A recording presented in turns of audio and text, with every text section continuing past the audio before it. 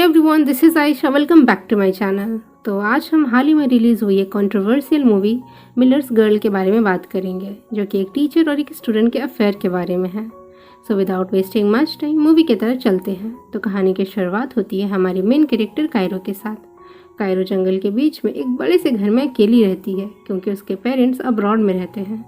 Cairo हाल ही में 18 की हुई है, मगर उसकी लाइफ में कोई भी एक्साइटमेंट नहीं है। खैर, जंगल से होते हुए वो अपने स्कूल जाती है, जहां हम मिलते हैं कायरो के टीचर मिस्टर मिलर से। मिस्टर मिलर पहले तो एक राइटर हुआ करते थे, मगर वो एक सक्सेसफुल राइटर नहीं बन पाए, तो अब वो टीचिंग करते हैं।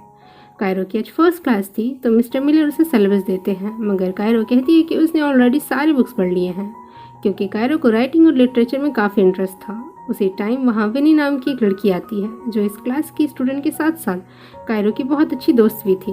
विनी को भूख लगी थी, तो वो कायरो को अपने साथ खाने के लिए कुछ बाहर लेके जाती है। तो मिस्टर मिलर ध्यान देते हैं कि कायरो की सामान में एक अडल्ट बुक है। इतने में वहाँ बोरिस नाम का एक टीचर आता है, जो मिस्टर मिलर के लिए कॉफ़ी लेके आया था, और मिलर के हाथ से वो अडल्ट बुक लेके पढ़ने लगते हैं। इतने में बोरिस ध्यान देते हैं कि कायरो के पास मिस्टर मिलर की लिखी हुई बुक की कॉपी भी थी। ये देख के दोनों ही थोड़ा हैरान थे। स्कूल के बाद मिस्टर मिलर अपनी वाइफ बेट्रिस को अपने आज के दिन के बारे में बताने की कोशिश करते हैं कि क्लास में आज उसकी स्टूडेंट उसकी ही लिखी बुक पढ़ रही थी, मगर बेट्रिस काफ़ी बिजी होती है, क्योंकि वो एक सक्सेसफुल राइटर है, तो वो मिलर की बातों पे उतना ध्यान नहीं देती। बट थोड़ी देर बाद दोनों ड्रिंक करते हैं और दोनों क्लोज आने ही वाले थे कि बेट्रिस के असिस्टेंट का कॉल आ जाता है, और मिलर बस ऐसे ही रह जाता है। नेक्स्ट डे मिलर ये बातें बोरिस से शेयर करता है, तो बोरिस उसका मजाक उड़ा देता है। इतने में वो दोनों कायरो को जंगल से आते हुए देखते हैं। अब मिस्टर मिलर कल रात से काफ़ी अनसेटिस्फाइड थे, तो वो कायरो को काफ़ी ध्यान से देख रहे थे। बोरिस कायरो से पूछता है कि उसको जंगल से डर नहीं लगता, तो कायरो कहती है कि इस जंगल में सबसे डरावनी चीज़ वो खुद है।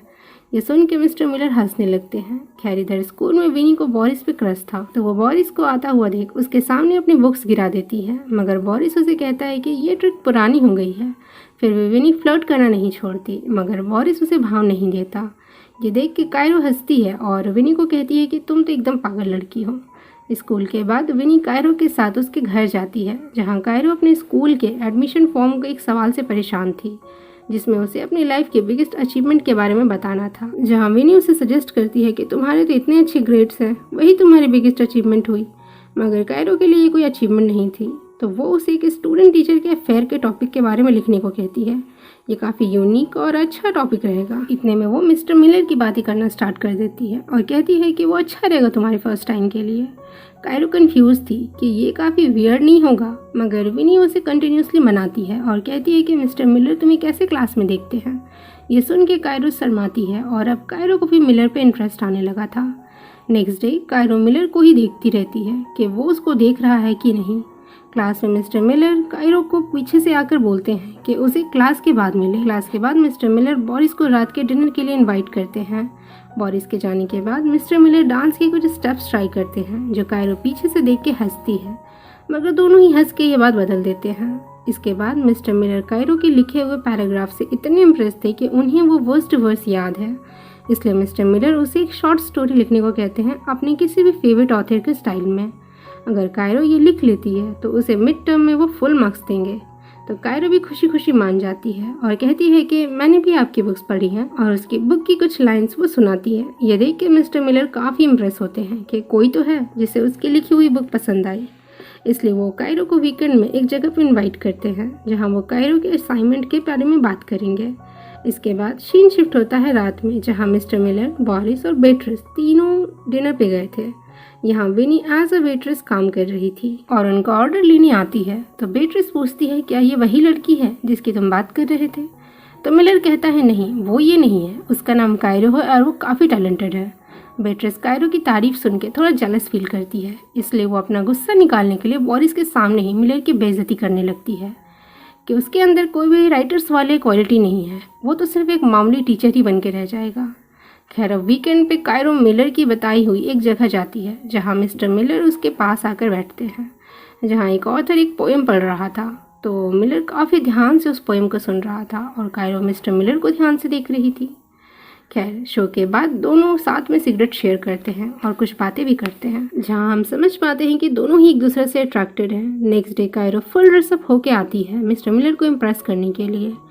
लेकिन जब बोरिस उस बारे में पूछता है तो वो कहती है कि उसके पास काफ़ी टाइम होता है, तो बस इसलिए वो तैयार हो गई। थोड़ी देर बाद बोरिस वहाँ से चला जाता है तो कायरो मिलर के बगल में आके बैठ जाती है और बातें करने लगती है, और हम समझ पाते हैं कि दोनों ही काफ़ी क्लोज आ गए हैं। स्कूल में मिलर को बेट्रिस का मैसेज आता है कि क्यों ना वो लोग वीकेंड पे बाहर जाएं। ये सुन के मिस्टर मिलर काफ़ी खुश होते हैं कि फाइनली अब वो अपनी वाइफ के साथ कुछ टाइम स्पेंड कर पाएंगे। अब क्लास के बाद कायरो मिस्टर मिलर को अपने फेवरेट ऑथर के बारे में बताने आती है, जिसके स्टाइल में वो अपनी स्टोरी को लिखेगी।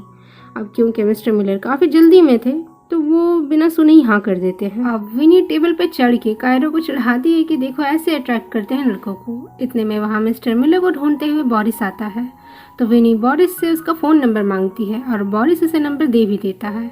इधर कायरो को अपना फ़ोन नहीं मिल रहा था। अब सीन शिफ्ट होता है मिस्टर मिलर के घर में, जहाँ बेट्रिस के बिजी शेड्यूल की वजह से उसने ट्रिप कैंसिल कर दी थी। इतने में एक फ़ोन रिंग की आवाज़ आती है, जहाँ कॉल पे कायरो थी। मीन्स के कायरो ने गलती से अपना फ़ोन मिलर के बैग में डाल दिया था। अब ये गलती थी या प्री प्लान, ये तो हम अच्छे से समझ सकते हैं। तो मिस्टर मिलर कायरो को उसका फ़ोन देने जाते हैं, जहाँ पहुँच के काफ़ी तेज़ बारिश होने लगती है। इतने में वहाँ कायरो एक हॉट सी ड्रेस पहन के बाहर निकलती है। अब मौसम इतना रोमांटिक था तो दोनों एक दूसरे को रोक नहीं पाते और किस कर लेते हैं। इसके बाद मिस्टर मिलर वापस घर आ जाते हैं, जहाँ कायरो उसे एक मेल करती है, तो बेट्रिस को इससे डिस्टर्बेंस होती है और वो उसे कहीं और जाकर बैठने को बोलती है। तो मिस्टर मिलर एक छोटे से कॉटेज में आते हैं और कायरो की भेजी हुई स्टोरी प्रिंट करके पढ़ना स्टार्ट करते हैं, जिसके फ्रंट में ही लिखा था for mister Miller to love Kairo. यह स्टोरी कायरो ने अपने और मिस्टर मिलर के जैसे ही स्टूडेंट टीचर के बारे में लिखी थी। ये एक अडल्ट स्टोरी थी जिसे पढ़ के मिस्टर मिलर एक्साइट हो जाते हैं और खुद को प्लीज़ करने लगते हैं। बट नेक्स्ट डे से सब बदल जाता है।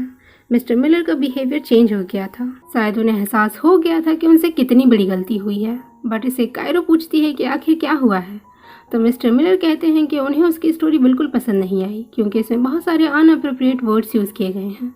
तो कायरो कहती है कि ये सब हम दोनों के बारे में है। तो मिस्टर मिलर साफ साफ कह देते हैं कि हमारे बीच ऐसा कुछ नहीं है, हमारे बीच सिर्फ एक ही रिश्ता है और वो है एक स्टूडेंट और टीचर का। ये सुन के कायरो का दिल टूट जाता है, बट इससे मिस्टर मिलर को कोई फ़र्क नहीं पड़ता।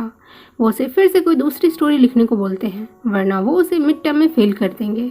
कायरो ये सब सुन के और गुस्सा हो जाती है और कहती है कि उसकी स्टोरी बिल्कुल परफेक्ट है, उसने तो वो लिखा है जो मिस्टर मिलर इतने सालों से नहीं लिख पाए।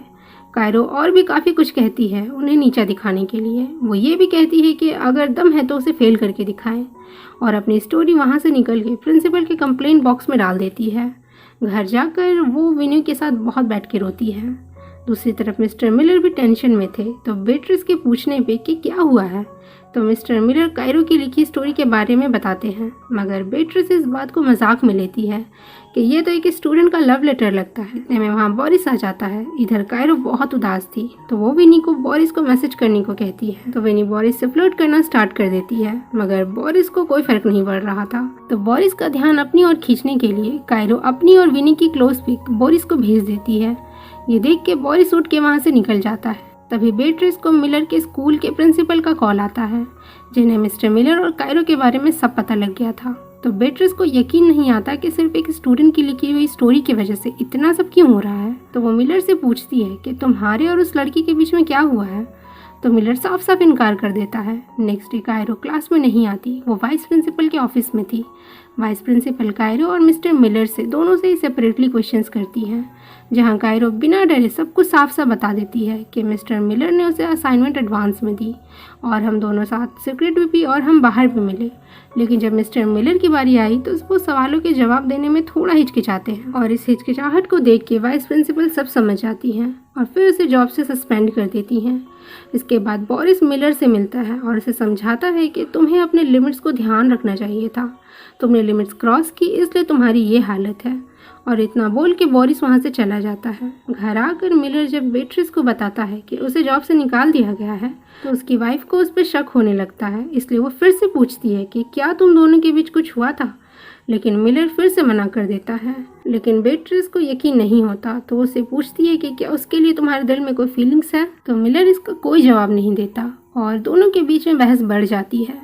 और बेट्रिस उसे डिवोर्स देने का फैसला कर लेती है। दूसरी तरफ विनी कायरो से मिलती है और उसे पूछती है कि उसने मिस्टर मिलर के साथ इतना बुरा क्यों किया। इससे उसकी जॉब और शादी दोनों बर्बाद हो गए। लेकिन कायरो को तो जैसे कोई फ़र्क नहीं पड़ता। वो कहती है कि मिस्टर मिलर को अब पता चलेगा कि वो क्या चीज़ है और अब उसे अपनी लाइफ की बिगेस्ट अचीवमेंट में मिल गई थी, जो वो अपने स्कूल के एडमिशन फॉर्म में सबमिट करने वाली है। और यहाँ पे ये स्टोरी एंड हो जाती है। स्टोरी पसंद आई हो तो प्लीज़ वीडियो को लाइक कीजिए और ऐसे ही मूवीज़ के लिए मेरे चैनल को सब्सक्राइब कीजिए। Thank you so much for watching. मिलते हैं किसी और अच्छी मूवी के साथ, तब तक अपना ख्याल रखिए। Okay bye.